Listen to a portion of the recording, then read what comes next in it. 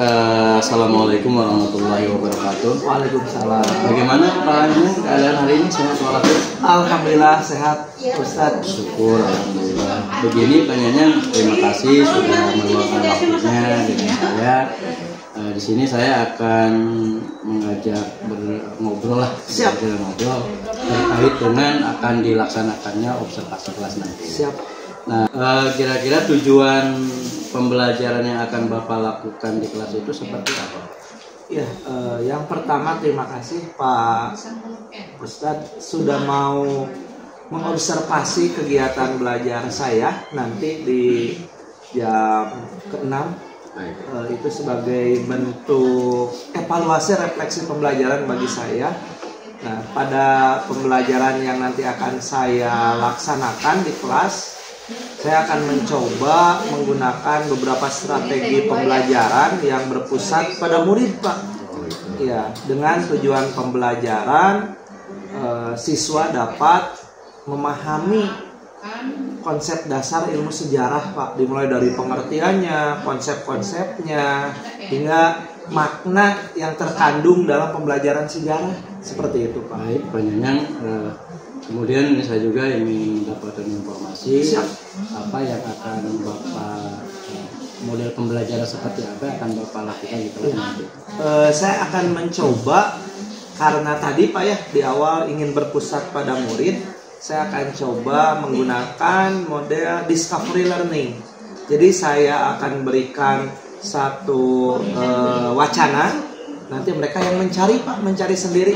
Bisa dari buku paket yang sudah tersedia, bisa dari handphone mereka searching, ataupun melalui tanya jawab kolaborasi antar sama temannya, Pak. Seperti itu, Pak.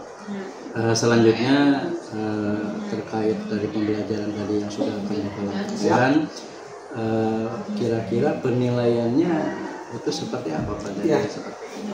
Dari segi asesmen yang akan saya lakukan seperti biasa, Pak ya. Asesmen formatif, ada yang tertulis, lalu nanti juga ada yang penilaian berkelompok, Pak.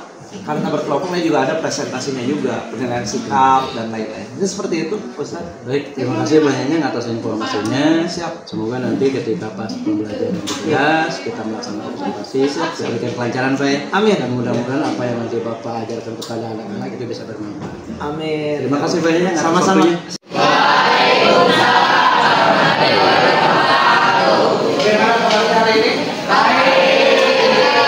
Alhamdulillah. Ya, Bapak lihat di buku absensi semuanya ada semua, alhamdulillah ya. Oke.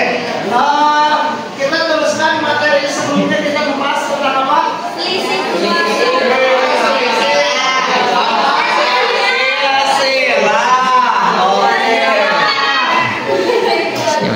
Silsilah keluarga. Dalam sejarah, silsilah keluarga ini dianalogikan sebagai sebuah jadi dalam sejarah ini sebagai simbol kehidupan. Betul. Simbol kehidupan. Nah, simbol kehidupan yang disebut dalam sejarah melalui pengertiannya itu disebut apa? Kemarin sajaratun. Betul ya, Pak. Sajaratun. Ya, sekarang dibuka buku paket IPS-nya kan? Buku paket IPS dibuka. Oke. Paketnya dibuka. Kita tinggal melanjutkan. Konsepnya kemarin sudah, pohonnya juga sudah. Silakan dibuka. Hari ini yang kita bahas di halaman 34 ya. Kita bahas di halaman 34 karena pengertian konsep dasar ilmu sudah. Konsep dasar ilmu sejarah ada 3 apa saja? Konsep dasar ilmu sejarah kemarin ada 3 apa saja, Nak? 1 lalu. Oke, masa lalu, waktu. Ya, lalu masa sekarang. Itu konsep waktunya. Selain waktu apa lagi? Tempat, betul. Terakhir satu lagi waktu. Yes, waktu, tempat, satu lagi. Pohon. Kalau manusia. 3 konsep dasar ilmu sejarah. Hari ini konsep berpikir ilmu sejarah. Lihat di halaman 34, di situ ada dua konsep berpikir. Yang pertama ada yang dinamakan diakronis. Yang kedua sinkronis. Oke, silakan. Emma, ya. Bapak berikan waktu kepada kalian 5 menit. Silakan baca dulu, ya, baca dulu. Sedikit itu cuma 3 paragraf, nah, halaman 34. Dibaca dulu. Ya. Yang Bapak harapkan kalian kolaborasi bersama teman, ya. Silakan berkolaborasi dengan teman. Oke, 34, 34, 35, 36. Hanya 3 paragraf itu sedikit-sedikit, ya. Oke.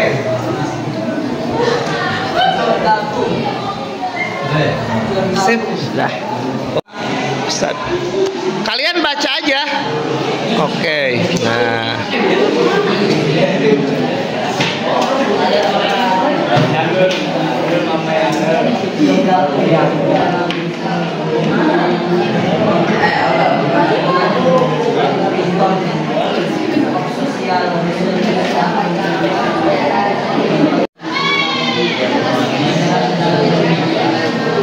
Ya, setelah nanti kalian membaca materinya, ada perbedaan antara cara berpikir diakronis dengan berpikir sinkronis. Nanti kita akan membuat secara kelompok masing-masing perbedaannya. Bisa dibuat dalam bentuk diagram tabel, bisa dibuat dalam bentuk yang lainnya. Boleh di Canva, boleh di media yang lainnya. Silakan disesuaikan dengan kemampuan dan potensi kalian. Setelah kalian selesai membuat perbedaan cara berpikir diakronik dan sinkronik, maka nanti kita akan mempresentasikannya. Paham anak-anak? Oke. Bismillahirrahmanirrahim. Assalamualaikum warahmatullahi wabarakatuh. Waalaikumsalam. Bagaimana keadaan hari ini? Sehat walafiat? Alhamdulillah sehat. Alhamdulillah. Bapak Indra juga bagaimana keadaan hari ini? Sehat, Pak? Alhamdulillah sekarang. Alhamdulillah sekarang sudah dengan Pak Indra selaku pengajar anak saya yang disaksikan penuh. Pak Nyanyan, kemarin kita sudah melaksanakan observasi kelas ya, di mana waktu itu Bapak juga sudah dilihat oleh saya kegiatan observasinya. Nah, perasaan apa yang Pak Nyanyan rasakan setelah melaksanakan supervisi akademik kemarin, Pak? Iya. Yang pertama, mohon izin Pak Indra. Ya, terima kasih Pak Komar. Kemarin Bapak sudah menyempatkan untuk masuk ke kelas saya melakukan supervisi akademik.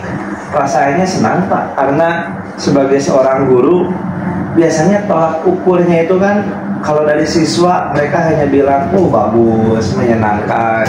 Karena mungkin mereka juga ada kepentingan, kalau bilang saya ngajarnya jelek, mereka juga takut nilainya jadi jelek Pak ya. Tapi kalau rekan sejawat yang masuk ke kelas melakukan supervisi akademik kan lain, lebih objektif Pak. Jadi saya merasa senang. Dan yang kedua, saya juga merasakan ya seperti biasa Pak. Selain senang juga deg-degannya ada, karena biasanya kan cuma saya dengan anak, tapi ada rekan sejawat yang biasa Pak. Ya baik, Pak Nyanyan, kemarin juga sudah bagus saya lihat ya. Kemudian kekuatan apa yang Pak Nyanyan miliki dalam pembelajaran yang Bapak terapkan kemarin itu? Iya, kemarin saya mencoba Pak melakukan pembelajaran yang berpusat pada murid. Kenapa saya memilih pembelajaran yang berpusat pada murid? Karena menurut hemat saya, kekuatan yang ada dalam diri saya itu adalah komunikasi yang baik. Yang kedua, saya mencoba mengkondisikan bagaimana pembelajaran itu bisa menyenangkan, sehingga konsepnya bukan berada pada saya Pak, tapi konsepnya itu ada pada keaktifan siswa. Itu saya anggap sebagai bentuk kekuatan modal awal yang saya miliki, yaitu komunikasi Pak. Seperti itu.